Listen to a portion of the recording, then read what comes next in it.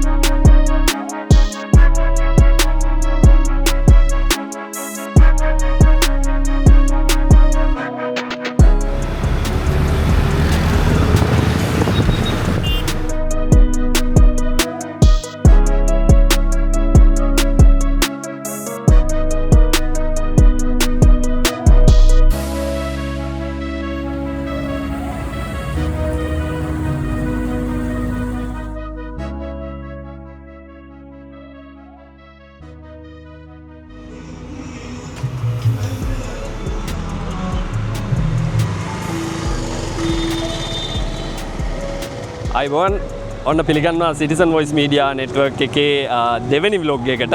ඉතින් මම මුලින් ඔයාලට මතක් කරා අපේ මේ කඳුළු කතාව ලියවුණු ස්මාරකයේ ඉස්සරහා තමයි අපි මේ ඉන්නේ. මේ තමයි අතුරුදන් පිළිබඳව තියෙන ස්මාරකය සීදුව රද්දොළුගම හන්දියේ පිහිටලා තියෙන. ඉතින් මොකද්ද මේ විශේෂ දවස? අපි ඉස්සෙල්ලා බලලයිමු විශේෂ දවස ලෑස්ති වෙන්නේ කොහොමද කියලා.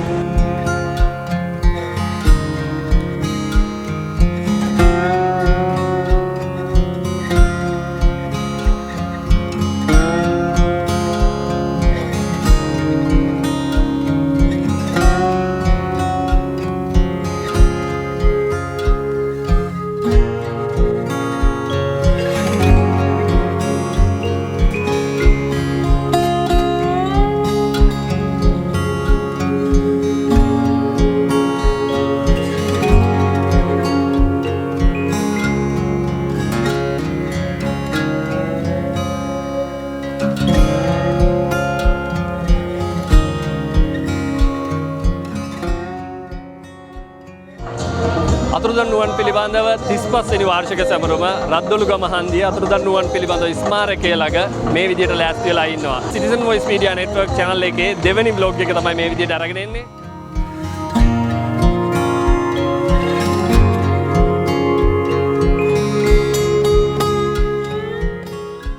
තමන්ගේ පවුලේ සමාජිකයන් අතුරුදහන් වුණාට පස්සේ ඒ සමාජිකයා වෙනුවෙන් ඒ සමාජිකයා නැවත එයි කියලා එහෙම නැත්නම් ඒ සමාජිකයාට මොනවද උනේ කියලා අවුරුදු ගණනාවක් විශ්වාසයෙන් බලාපොරොත්තු තියාගෙන බලාගෙන ඉන්න සෑහෙන පිරිසක් මෙතනට එකතු වෙලා ඉන්නවා. ඉතින් මුලින්ම කිව්වා වගේ 35 වෙනි අතුරුදන් පිළිබඳ වාර්ෂික සැමරුම අද රද්දොළුගම හන්දියේ රද්දොළුගම අතුරුදන් පිළිබඳ ස්මාරකයේ ඉස්සරහා මේ විදිහට පවත්වන්න සූදානම් කරලා තියෙනවා. ඉතින් සම්පූර්ණ ඉවෙන්ට් එක අපි ඔයගොල්ලන්ට මේ vlog එකකින් අරගෙන එන්නේ නැහැ. හැබැයි ඔයාලට කියනවා Citizen Voice Media Network YouTube නාලිකාවේ මේ ඉවෙන්ට් එකේ සම්පූර්ණ වීඩියෝ එක ඔයාලට දකින්න පුළුවන්. ඉතින් ඔයාලට ආරාධනා කරනවා මේ වීඩියෝ එක බලන්නත් එකතු වෙන්න කියලා. ඒ වගේම අතුරුදන්ගේ පවුල්වල සමාජිකයන් කීප දෙනෙක් එක්ක අපි සාකච්ඡා කරන්නත් ලෑස්ති වෙලා ඉන්නවා. අපි ඒගොල්ලන්ගේ විස්තරත් අහලා බලමු. අම්මේ කවුද මේ ෆොටෝ එකේ ඉන්නේ? මගේ මල්ලි. මල්ල දෙන්නෙක්ම නැති වුණා. ඒ ෂෝකෙන් අපේ අම්මත් නැති වුණා. මල්ලි ඉස්කෝලේ ගිහුණා මේ ඉංග්‍රීසි ගුරුපත් දෙන්නට ලියුම් අපි දන්නේ මොන වුණාද කියලා. අපි හිතනවා දැන් කිව්වොත් නැත්නම් නැතු වෙති කියලා. ඉන්නවනම් අපිට පෙන්නුම් කරන්න කියලා අපි කියන්නේ. අම්මේ මට කියන්න කොච්චර කාලයක් වෙනවද අම්මගේ මල්ලි නැති වෙලා? 90. ඒ කියන්නේ මේ වාර්ෂික සැමරුම තියෙන්නේ අම්මේ 35 වෙනි වතාවට. ඒ කියන්නේ අම්මගේ මේ මල්ලි නැති වෙලා අවුරුදු 36ක් වෙනවා මේ වෙනකොට. මෙතන සෑහෙන පිරිසක් ඉන්නවා මේ වගේ. ඒ සෑහෙන පිරිසට යුක්තිය මොන ආකාරයෙන් ඉෂ්ට වෙන්න ඕන කියලා ඒ අයම තමයි එයාගේ හිතවල ඇතුලේ හිර කරගෙන ඉන්නේ. මේ කවුද මේ ඇත්තටම? මේ මගේ අයියා. 4 වෙනි අයියා. මෙයා 89. එයා මාධ්‍යවේදියෙක්. එයා විනිවිද සංග්‍රහයේ මේ චිත්‍ර ශිල්පියෙක්. එයා 89 අත්අඩංගුවට අරගෙන කොළඹදී යටාර වදකාගාරයේ තියලා ඊට පස්සේ යාව අතුරුදහන් වුණා. අතුරුදහන් කළා එයාගේ මිනිහවත් අපිට හම්බුනේ නැහැ. අදටත් එයා ගැන මේ පත්තරවල තියෙනවා ගොඩක්. මහින්ද බණ්ඩාර විජේකෝන් එයාගේ නම. මේ ඉන්නේ අපේ අයියා.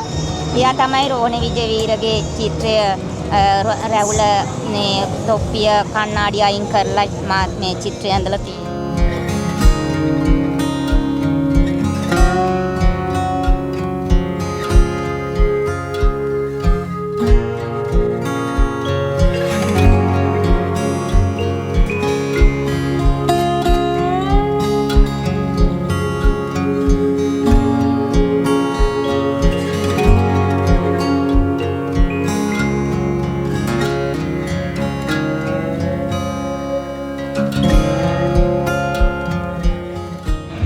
මේ ස්මාරකය මෙතන ඉදිවෙන්නේ 1991 ඔක්තෝබර් මාසයේ 27 වෙනිදා. ඒ කියන්නේ මේ 2025 ඔක්තෝබර් මාසයේ 27 වෙනිදා. ඒ කියන්නේ අද වෙනකොට මේ ස්මාරකය මෙතන ඉදි වෙලා අවුරුදු 35ක් වෙනවා.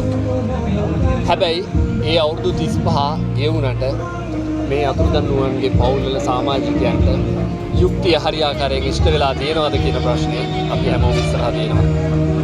මේක මම හිතන්නේ ඒ පවුල්වල සමාජිකයන්ට විතරක් බලපාන කාරණයක් නෙමෙයි. මේක අපේ රටටම බලපාන කාරණයක්. මේ ස්මාරකයටම මම මුලින් කිව්වා වගේ අවුරුදු 35ක්. මේ අවුරුදු 35ක්ම බලාපොරොත්තු තියාගෙන විශ්වාසය තියාගෙන ඉන්න මිනිස්සු සෑහෙන පිටසක් මෙතන ඉන්නවා.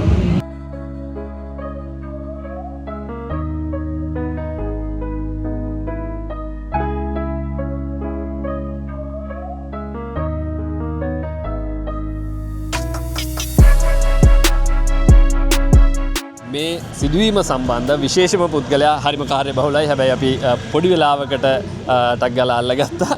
බ්‍රිටෝයේ මොකද්ද මෙතන වෙන්නේ? ඇයි මේ වගේ සැමරුමක් තියන්නේ? මෙතන වෙන්නේ 89 මෙතන මැරුවා රංජිත් රංජිත් කියලා වෙළඳ කලාපේ කම් කෙරුවොත් එයාගේ නීති උපදේශකවා. ඒ මිනි දෙකවත් අපිට හම්බුන්නේ නැහැ. මෙතන තමයි මා වෙඩි තියලා පුච්චලා දාලා පස්සේ මිනි දෙක අතුරුදහන් කළේ. 91 දී අපි ඒ සීවටනේ සීකිරීම එයාව සී කරන්න පටන් ගත්තා. වෙළඳ කලාපේ තව කම්කරු 12ක් අතුරුදහන් 9ක් අතුරුදහන් වුණා. ඒ අයවත් එක්ක පළවෙනි සීකිරීම මෙතන කළා. එදා අපි පොරොන්දුවක් දුන්නා. අපි 16 දෙනා හිටියේ. අතුරුදහන් වීම කියන එක ලංකාවේ අතුරුදහන් වන තෙක් අපි මේ සමරුම කරනවා කියලා. ඒ උඩ තමයි මේක දිගටම යන්නේ. ඒ වගේම 2000 දී අපිට ක්වාන්ජු නගරේ මැයි 18 ව්‍යාපාරයේ සහ ඒෂියන් හියුමන් රයිට් කමිෂන් එකෙන් ලැබිච්ච උදව්ව සහ උපකාරය නිසා අපිට මේ සීවටනේ හදන්න පුළුවන් වුණා. ඒතොර ඒ අනුව අපි හැම අවුරුද්දෙම මේ සමරුම කරලා තියෙනවා. මොකද අපි ඉල්ලපු කිසි දෙයක් යුක්තිය සත්‍ය සහ සාධාරණත්වය කිසිම ආණ්ඩුවකින් ඒ විදිහට ඉෂ්ට උනේ නැති හින්දා තවමත් අපි ඉල්ලන්නේ අපිට ඇත්ත කියන්න මොකක්ද උනේ කියලා. ඒ වැරද්දක් කරලා තියන අයට දඬුවම් කරලා යුක්තිය ඉෂ්ට කරන්න අපිට සාධාරණ වන්දියක් දෙන්න කියන කාරණේ වෙන මොකටවත් නෙමෙයි. නැවත හැම අවුරුදු 20කට 30කට සැරයක් ලංකාවේ වෙන එක නැවත සිදුවීම වළක්වන්න. ස්මාරකය හා සම්බන්ධ තවත් විශේෂම කෙනෙක් අපිට අල්ලගන්න පුළුවන් වුණා. මම ආපු වෙලාවෙ ඉඳලා try කරා ජයන්තියක් අල්ලගන්න බැරි වුණා. කොහමරි අවසානට අල්ලගන්න පුළුවන් වුණා ජයන්තියක්. ඇයි මේ වගේ සැමරුමක් තියන්නේ? ඇයි මේ වගේ ස්මාරකයක් ඉදුනේ? 89 ඔක්තෝබර් 27 වෙනිදා නිදහස් වෙළඳ කලාපේ ෆ්ලෝරල් ග්‍රීන්ස් කියන ආයතනයේ වැඩ කරපු රංජිත් සහ ඔහුගේ නීති උපදේශක දෙදෙනා මේ ස්ථානයේ තමයි මරලා පුච්චලා දාලා තිබුණේ. හේතුව වුණේ රංජිත් වැඩ කරපු ආයතනයේ වැඩසටහනකට ලක් වුණා රංජිත්. ඊට පස්සේ විනය පරීක්ෂණයක් කැඳෙව්වේ අද වගේ දවසක විනය පරීක්ෂණයක් කැඳවලා නමුත් එයාලා ආපහු ගෙදර ගියන්න හම්බුනේ නැහැ. ජයරත්න මෙතුමා තමයි එයා විශේෂ පුජ්‍යලයක් හැටියට අපි කතා කරන්නේ. ආයතන වෙනුවෙන් පෙනී හිටි පුජ්‍යලය තමයි ජයරත්න ප්‍රනාන්දුකුල මහත්තයා. ඒකට එයා තමයි කියන්නේ මේ ස්ථානයේ මරා දාලා තිබුණේ රංජිත් සහ ඔහුගේ නීති උපදේශක ලයනල් කියලා. එතකොට මේ ස්ථානය තෝරගන්න ප්‍රධානම හේතුව මේක. හැබැයි මීට ඉස්සර වෙලා මේ ස්ථානයේ හැමදාම තරුණයෝ මරලා දාලා තියෙනවා, තරුණයන් මරලා දාලා තියෙනවා අනිත් තැන්වල වගේම. නමුත් ඒ කවුරුත් අඳුරන්නේ නැහැ. කතා කියාගන්න තේරෙන්නේ නැහැ. නමුත් අපිට පුළුවන්කම ලැබුණා මේ ස්ථානය තෝරගන්න.